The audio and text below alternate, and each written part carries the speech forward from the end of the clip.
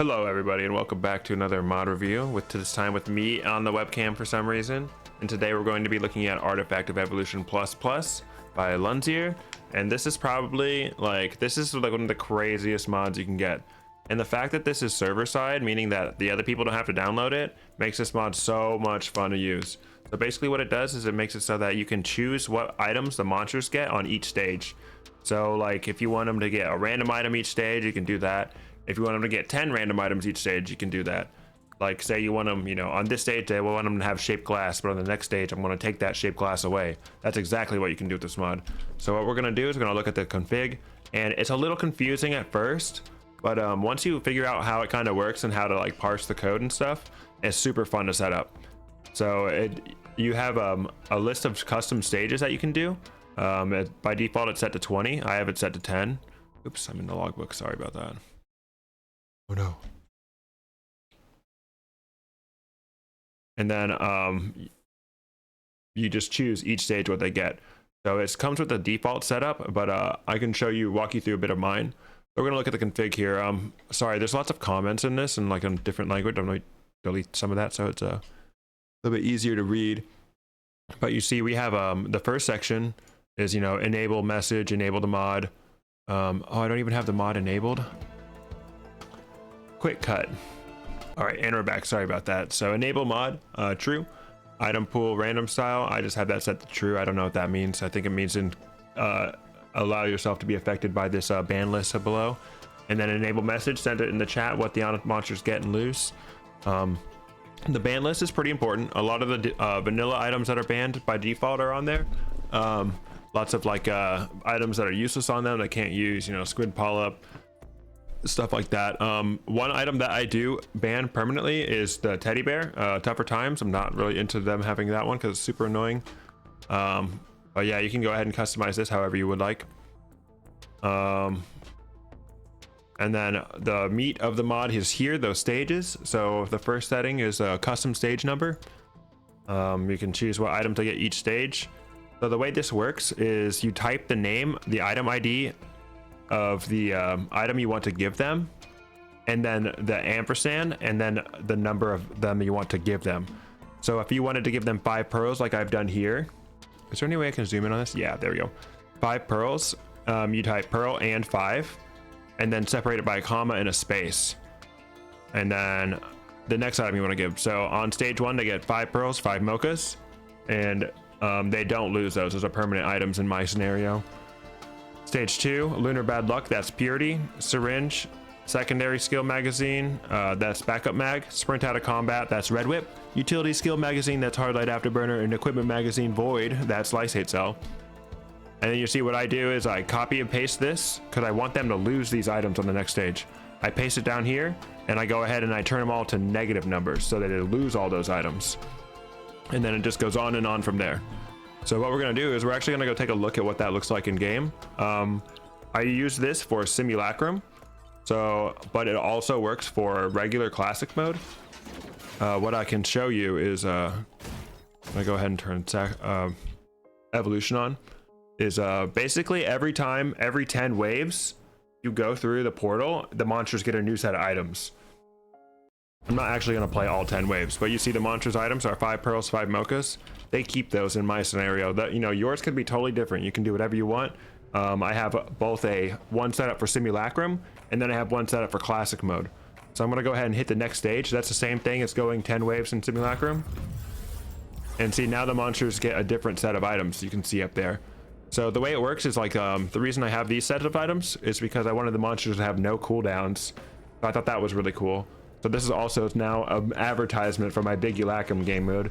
What I've done is I made a Big Ulacrum. It's simulacrum, but for more players, and the goal is to reach wave 100. No one knows what's on wave 100. The farthest we've ever gotten is to wave 80. But the second stage is relentless enemies, no cooldowns, and 15 syringes. You better hope you don't get a stage with clay templars on it. That goes crazy. All right, let's find out what's next. This one is called the Focus Falters because the enemies are extremely tanky. You can see that they have Planula, they got Rejuve Rack, Titanic Neural Shield Gens, And then to top it all off, they have a power elixir, so when they get to low health, they just heal back up anyway. Let's go on and see what's next. This wave is called OSP required, which stands for one shot protection required. You can see they keep their pearls and mochas, they keep those forever. I thought this stage was a bit too easy. Like, the enemies kill you really fast, yeah, but they really lack some pizzazz. So that's why I gave them the old world stealth kits, so that, you know, when they get to low health, they become invisible for basically the rest of their lives with 5 stacks. This next one, this one is called Proc's Era. Okay, this one, they can proc hella items on you. So, you know, ukulele, ATG, Tentibobble, that's crazy. They got 2 clovers because most enemies don't have a 1.0 proc coefficient. So it's really hard for them to proc things anyway. So just give them a bunch of clovers, and that makes it so they can actually proc things. This one is called Debuff City, or Have You Ever Been Death Marked? Basically, they have enough items to permanently death mark you. They get 10 death marks. I'm not sure how long that lasts, but it's a long time. It's like 70 seconds, I believe. So yeah, you can get death marked, and you can get symbiotic scorpion. Not good. A little crazy. Now we're getting up to the hard stuff. This one I call ketchup and mustard because it's red and yellow items. That's the gimmick. Shatter Spleen. 5 Shatter Spleens is like having a will of the wisp. So like if your teammate dies next to you, there's a very real chance you could get hurt really bad. Also, having the 5 laser scopes with the 5% crit they get from Shatter Spleen. So if you do get critted, you're basically dead. And then the most dangerous item on this stage is Genesis Loop. Every enemy is a wandering vagrant. That's a little crazy. That's a little hard. You know, you got to make sure you're killing those enemies quick. All right, let's see what lies ahead. This is one of my favorite stages. We don't get to this one many times, but this is one of my favorite stages. It's the enemies have every void item and then proliferant larva. So you kill the enemy and then they come back as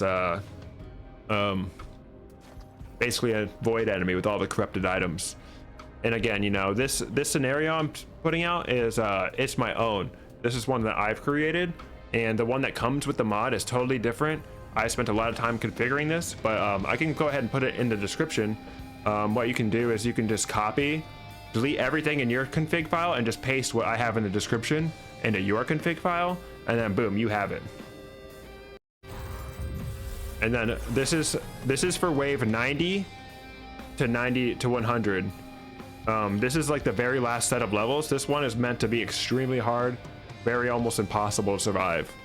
So that you can see they have defensive microbots, which deletes so many attacks. Like it gets rid of your M2 as loader. It will stop the Diablo strike. It does so much.